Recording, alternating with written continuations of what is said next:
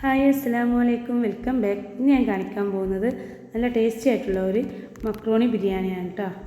വീഡിയോയിലേക്ക് പോകും മുന്നേ എല്ലാവരും ഈ ചാനൽ സബ്സ്ക്രൈബ് ചെയ്ത് ബെല്ലൈക്കൻ എനേബിൾ ചെയ്ത് ഓൾ എന്ന ഓപ്ഷൻ ക്ലിക്ക് ചെയ്യണേ. എങ്കിലേ ഞാനിടുന്ന വീഡിയോസിൻ്റെ നോട്ടിഫിക്കേഷൻ നിങ്ങൾക്ക് ലഭിക്കുകയുള്ളൂ. അതിലേക്ക് വേണ്ടിയിട്ട് ഞാൻ ബീഫ് വേവിച്ചെടുക്കാൻ വേണ്ടിയിട്ട് കുറച്ച് മസാല റെഡിയാക്കാനായിട്ട് ചെയ്യണത്. ചെറിയ ഉള്ളി ഒരു 10 ഉണ്ടാവും. ചെറിയ ഉള്ളി, ഒരു കൂടം വെളുത്തുള്ളി, ചെറിയൊരു കഷ്ണം ഇഞ്ചി ഇട്ടിട്ടുണ്ട്, ഒരു തക്കാളി, മല്ലിയില എന്നിവ കൂടി നന്നായി അരച്ചെടുക്കുക കേട്ടോ. കാശ്മീരി മുളക് ഉണ്ടെങ്കിൽ അതും കുതിർത്ത് ഇതിലേക്ക് ചേർത്ത് അരക്കണമെന്ന്. പക്ഷെ ഞാൻ അതിന് പകരം കാശ്മീരി മുളക് പൊടിയാണ് ചേർത്തിട്ടുള്ളത്. അതിലേക്ക് ഇനി 1 ടീസ്പൂൺ മല്ലിപ്പൊടി, 1/2 ടീസ്പൂൺ മഞ്ഞൾപ്പൊടി, 1 ടീസ്പൂൺ മുളക് പൊടി. എരിവ് ഇഷ്ടമുള്ളവർക്ക് ഇതിൽ കൂടുതൽ ചേർക്കാം കേട്ടോ മുളക് പൊടി. ഇനി 1/2 ടീസ്പൂൺ ഗരം മസാല, 1 ടീസ്പൂൺ കുരുമുളക് പൊടി എന്നിവ കൂടി ചേർത്ത് നന്നായി യോജിപ്പിക്കുക കേട്ടോ. ഇനി ആവശ്യത്തിന് ഉപ്പും കൂടി ചേർത്തെടുക്കുക കേട്ടോ. ആദ്യം തന്നെയല്ലേ ഞാൻ ബീഫ് വേവിക്കാൻ വേണ്ടിയിട്ട് ആദ്യം അതിന് ഹോൾസ് ഇട്ട് കൊടുക്കാൻ കേട്ടോ, മസാലയൊക്കെ നന്നായി അതിലേക്ക് പിടിക്കാൻ വേണ്ടിയിട്ട്.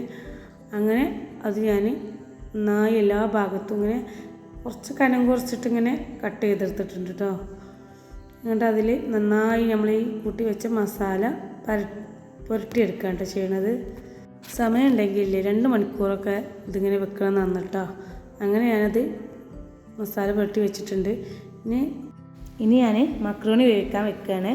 അങ്ങനെ മക്രോണി അതിലേക്ക് ഇട്ട് കൊടുത്തിട്ട് കുറച്ച് ഓയിലും ഉപ്പും ഒഴിച്ച് വേവിച്ചെടുക്കുകയാണ് കേട്ടോ.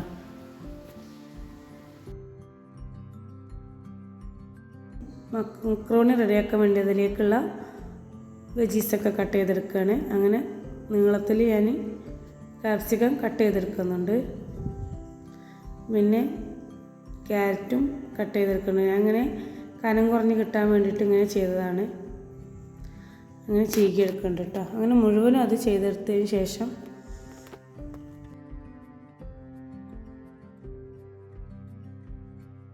ഇനി ഇതിലേക്ക് ഒരു പിടി മല്ലിയില അരിഞ്ഞ് വെക്കാം. അങ്ങനെ അതെല്ലാം കൂടി ഒരു തക്കാളിയും കറിവേപ്പിലയും ഒക്കെ എടുത്ത് വെച്ചിട്ടുണ്ട്. എല്ലാം കൂടി അരിഞ്ഞ് റെഡിയാക്കി വെച്ചിട്ടുണ്ട് കേട്ടോ. ഇഞ്ചിയും വെളുത്തുള്ളി ഇട്ടിട്ടില്ല. ഞാൻ 2-2.5 മണിക്കൂറിന് ശേഷമാണ് കേട്ടോ ഞാനിത് കുക്കറിൽ വേവിക്കാൻ വെക്കുന്നത്. ഇതിങ്ങനെ കുറച്ച് സമയം വെച്ചാൽ നന്ന്, ഇനി സമയമില്ലെങ്കിൽ 1 മണിക്കൂറെങ്കിലും വെക്കുക കേട്ടോ. അങ്ങനെ അതെല്ലാം കൂടി ഞാൻ റെഡിയാക്കി കുക്കറിലിട്ടിട്ട് വിസിൽ വരുത്തുന്നത് കേട്ടോ. ഒരു 6 വിസിൽ വരെ ഞാൻ വേവിക്കുന്നുണ്ട്.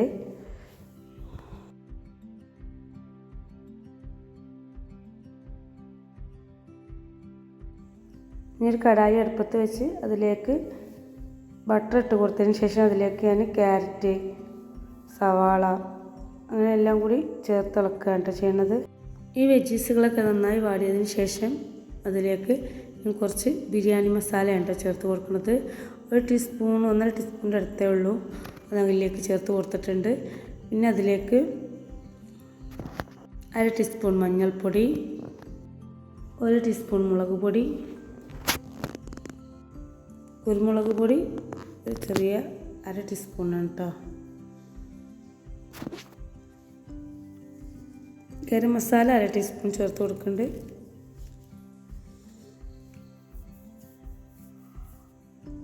ഇത് നന്നായി ഇളക്കി യോജിപ്പിക്കുകയാണ് കേട്ടോ ചെയ്യണത്. തക്കാളി ജ്യൂസാക്കി എടുത്തിട്ടുണ്ട്, അത് ഞാൻ ഇതിലേക്ക് ഒഴിച്ച് കൊടുക്കുകയാണ്. ഒരു തക്കാളിയെ ചേർത്തിട്ടുള്ളൂ കേട്ടോ. അതൊന്ന് ഞാൻ ജ്യൂസാക്കി എടുത്തിട്ടാണ് കേട്ടോ ചെയ്തിട്ടുള്ളത്.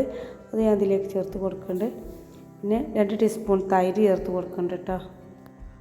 അതിനുശേഷം അതിലേക്ക് മല്ലിയില അരിഞ്ഞതും കറിവേപ്പിലയും പിന്നെ ക്യാപ്സിക്കവും ഒക്കെ ചേർത്ത് കൊടുക്കുകയാണ് കേട്ടോ. ഇനി അതിലേക്ക് ടൊമാറ്റോ സോസ് ഒഴിച്ച് കൊടുക്കുകയാണ്. ഒരു 3 ടീസ്പൂണൊക്കെ ഉണ്ടാവും കേട്ടോ. അങ്ങനെ അത് ചേർത്ത് കൊടുത്തിട്ടുണ്ട്. അത് നന്നായി ഇളക്കി യോജിപ്പിക്കുക.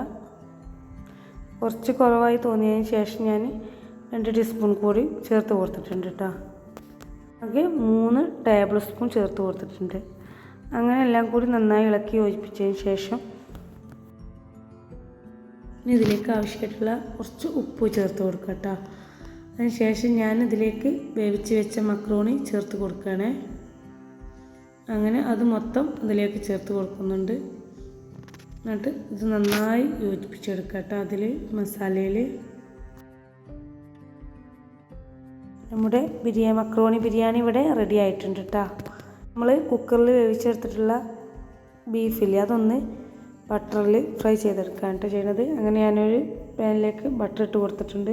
കുറച്ച് ഓയിൽ ഒഴിച്ച് കൊടുക്കുന്നുണ്ട് കേട്ടോ. അങ്ങനെ അതിലേക്ക് ഇനി ബീഫ് ഇട്ട് കൊടുക്കുകയാണ് കേട്ടോ ചെയ്യുന്നത്. ബീഫ് അതിലിട്ട് ഒന്ന് ഫ്രൈ ചെയ്തെടുക്കുന്നുണ്ട് കേട്ടോ. രണ്ട് വശവും തിരിച്ചും മറിച്ചിട്ട് കൊടുത്ത് ഫ്രൈ ചെയ്തെടുക്കുകയാണ് കേട്ടോ വേണ്ടത്. ഞാൻ ചെറു തീയിൽ വെച്ചാണ് ചെയ്തിട്ടുള്ളത്. പെട്ടെന്ന് കരിഞ്ഞ് പോയാലെന്ന് വിചാരിച്ചിട്ട് നല്ല ടേസ്റ്റാണ് ഇങ്ങനെ ബീഫ് ഉണ്ടാക്കി കഴിക്കാൻ. എനിക്കൊന്ന് ഉണ്ടാക്കി നോക്കിക്കോളി, അടിപൊളിയാണ് കേട്ടോ. എൻ്റെ വീഡിയോ കാണുന്ന എല്ലാവർക്കും താങ്ക് യു സോ മച്ച്. നമ്മളെ വീഡിയോസ് കണ്ടു കഴിഞ്ഞ് എല്ലാ ഫ്രണ്ട്സിനും റിലേറ്റീവ്സിനൊക്കെ അതിൻ്റെ ലിങ്ക് ഒന്ന് അയച്ചു കൊടുക്കുക, സപ്പോർട്ട് ചെയ്യാൻ പറയണേ.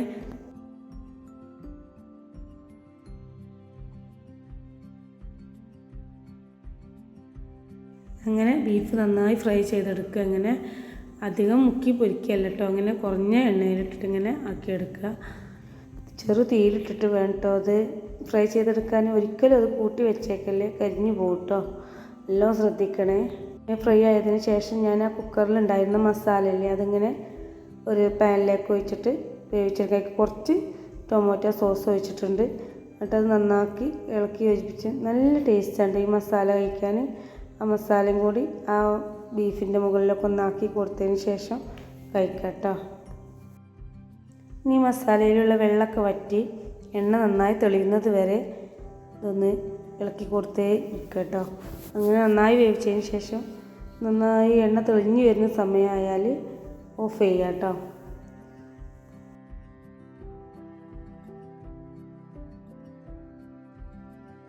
അതിന് ശേഷം ഞാൻ ബീഫൊക്കെ ഒന്ന് കട്ട് ചെയ്തെടുക്കാം കേട്ടോ. ചെറിയ പീസാക്കി എടുക്കാൻ പാകത്തിന് കട്ട് ചെയ്തെടുക്കുന്നുണ്ട്. മുഴുവനായിട്ടൊന്നും മുറിഞ്ഞു പോയിട്ടുള്ള ഇല്ല, അങ്ങനെ എണ്ണ വെച്ചിട്ടുള്ളത്. ഇനി ഇതെല്ലാം സെർവ് ചെയ്യാം. തീർച്ചയായും എല്ലാവരും ഉണ്ടാക്കി നോക്കിക്കോ, അടിപൊളിയാണ് കേട്ടോ. ഇങ്ങനെ ഒന്ന് ഉണ്ടാക്കി നോക്കിയിട്ട് അഭിപ്രായം കമൻറ്റ് ചെയ്യണേ. ഇന്നത്തെ വീഡിയോ ഇത്രയേ ഉള്ളൂ. എല്ലാവർക്കും ഇഷ്ടമായെന്ന് വിചാരിക്കുന്നു. ഇഷ്ടമായെങ്കിൽ ലൈക്ക് ചെയ്യുക, അഭിപ്രായം കമൻറ്റ് ചെയ്യുക. ഇൻഷാ അല്ലാഹ് അടുത്ത വീഡിയോയിൽ കാണാം. Bye bye.